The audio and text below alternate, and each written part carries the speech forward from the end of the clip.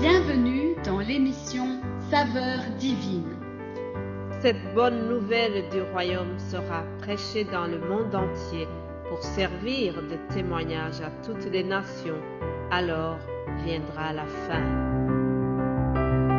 Ce pain céleste vous est présenté par Immaculée Niraneza.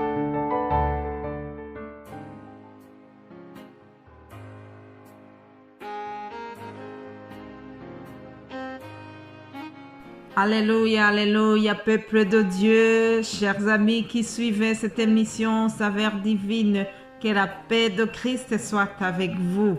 J'ai vraiment la joie de venir continuer ce thème merveilleux que nous avons commencé cette semaine, qui nous parle des bénédictions que nous avons en Jésus-Christ. Alléluia.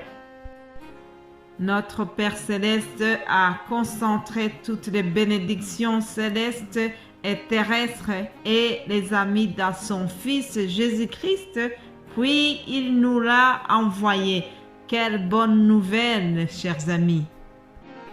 Donc, quand nous serons dans les lieux célestes, nous en profiterons lorsque nous serons dans la maison du Père, là où Jésus se trouve, dans cette place que Jésus nous a préparée. Nous pourrons profiter de ces bénédictions. Mais la bonne nouvelle aussi, c'est que dès aujourd'hui, nous pouvons déjà profiter, nous pouvons déjà bénéficier de ces bénédictions en Christ, puisque nous sommes déjà assis dans les lieux célestes, dans le Seigneur Jésus-Christ. Une fois que nous sommes en Christ, nous sommes assis avec lui, spirituellement bien sûr, dans les lieux célestes. Alléluia. En Jésus-Christ, Dieu nous a ouvert le trésor de son cœur. Il a donné son Fils. Vraiment, c'est un signe que Dieu n'a rien réservé. Il nous a donné ce qu'il y avait de plus cher. Alléluia.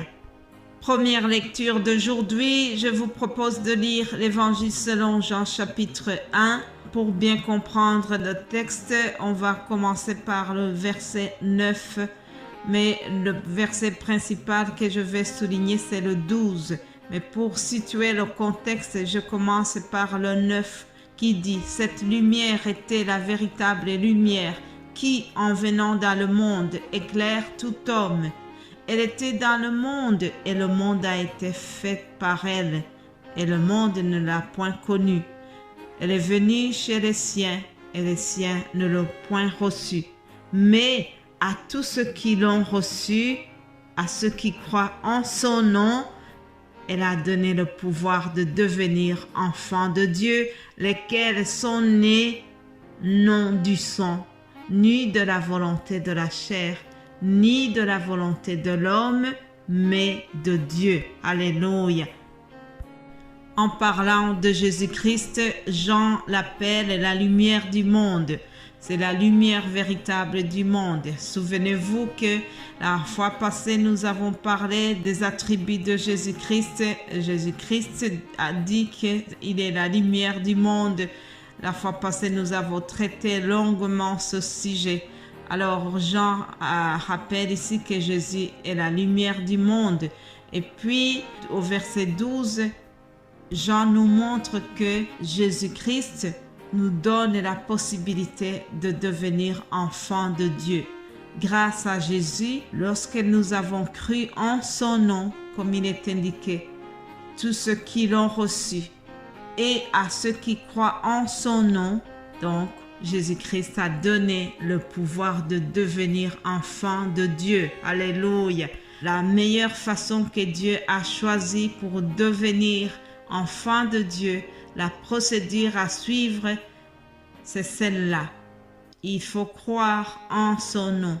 Lorsqu'on croit au nom de Jésus-Christ que Dieu a envoyé, on devient enfant de Dieu. Alléluia.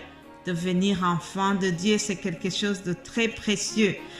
Vous savez, dans la vie de tous les jours, des fois, nous aspirons à acquérir des nationalités, avoir une nationalité d'un pays très riche. Par exemple, je sais que des pays riches comme l'Amérique et le Canada, des fois, ils donnent des occasions aux gens pour devenir citoyens de leurs États, ou bien ils donnent les chances d'aller travailler dans leur pays.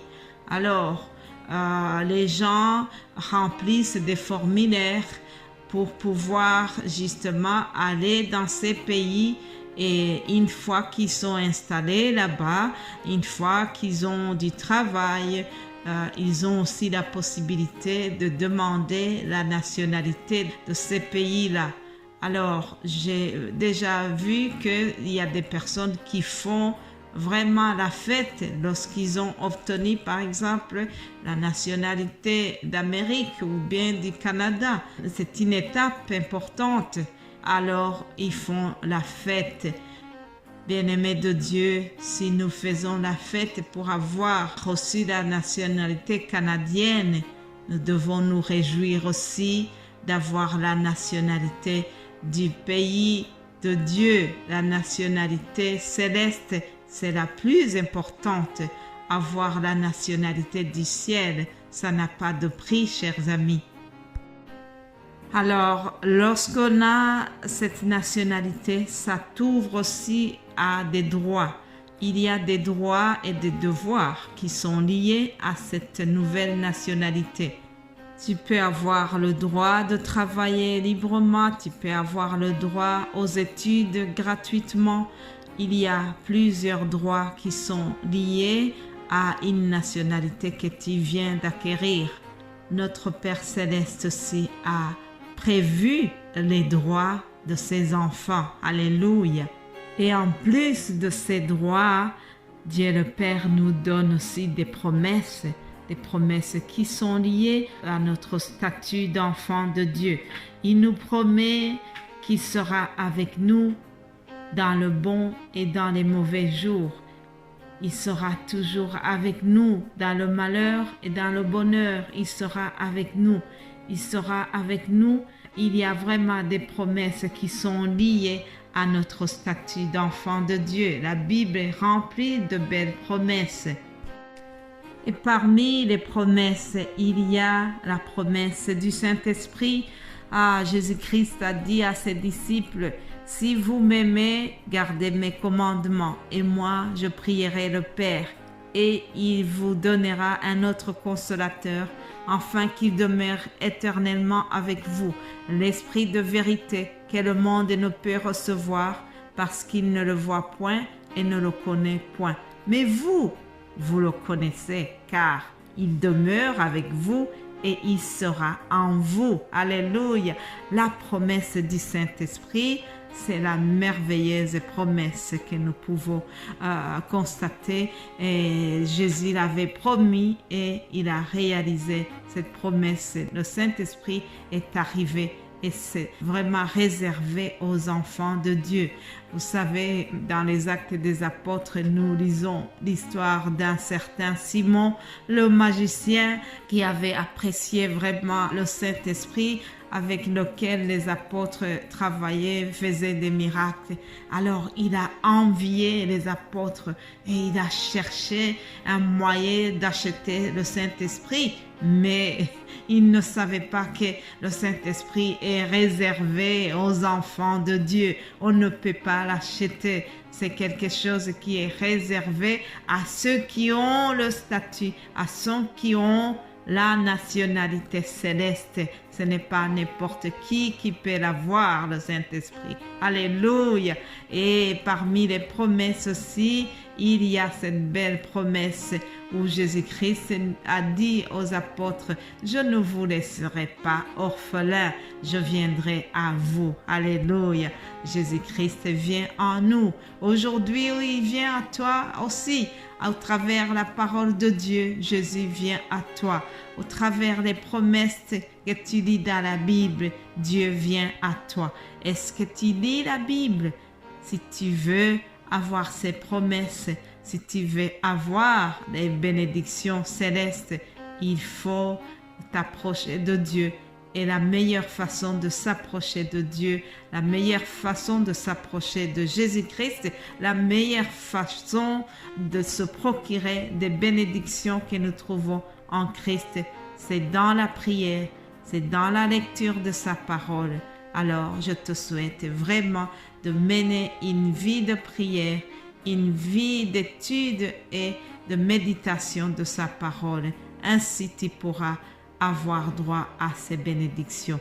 Sois béni, passe une excellente journée et nous allons nous revoir demain par la grâce de Dieu. Amen.